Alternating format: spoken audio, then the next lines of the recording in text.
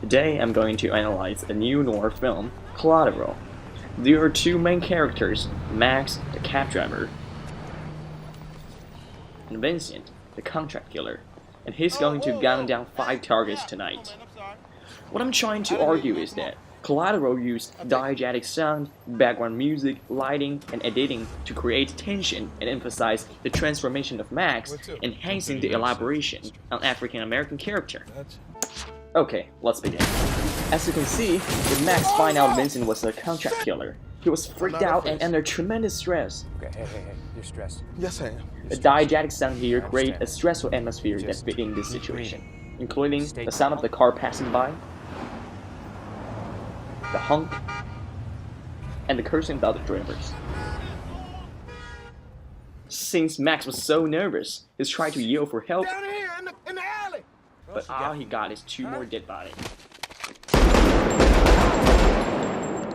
The sound of the gunshot here far exceeds the Hollywood standard, making the scene more realistic and intensifies.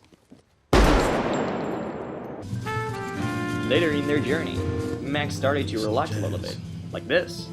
The warm light and diegetic jazz music create a relaxing atmosphere and suggest Max's better mood. And this, the soft, high-key lighting, fit with Max's relaxing mental state. However, whenever he began to relax, it follows gunshots and death.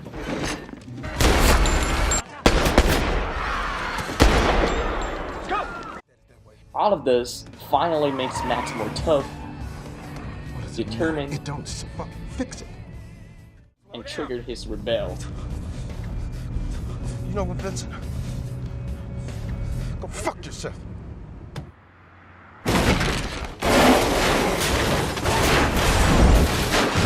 This car crash adopted seamless editing from 5 different angles, which maintains the strong tension here.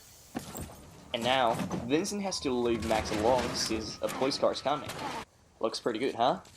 You think this is over? Of course not. Max had an attractive passenger early on that day.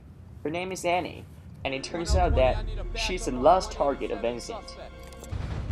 Resolving to save her, Max voluntarily got into this dangerous situation and stand up against Vincent. Let it go. Max's decision here makes Annie a femme fatale, facing a professional assassin. Max gained an edge by shooting Vincent without hesitation, which further shows his transformation from a timid cab driver to a determined and resolved man. Then, here comes the climax of the film, the chasing sequence. I don't know. Look, when I dropped you off, During the chasing sequence, the editing works closely with the evolving background music. At first, when the camera is showing Max and Annie, the background music established a fast pacing. When the camera cut away from Max to Vincent, the music got faster and more intense.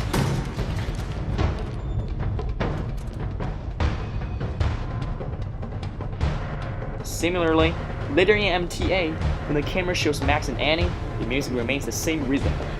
Stay up. Once the camera cut to Vincent, the music got louder and intense. The editing style here is consistent with the idea of simultaneity in Dawkins' 5 editing principle. Now, here comes the final confrontation.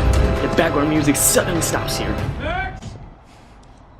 This short period of silence is effective in creating the most intense suspense, and then follows the gunshot.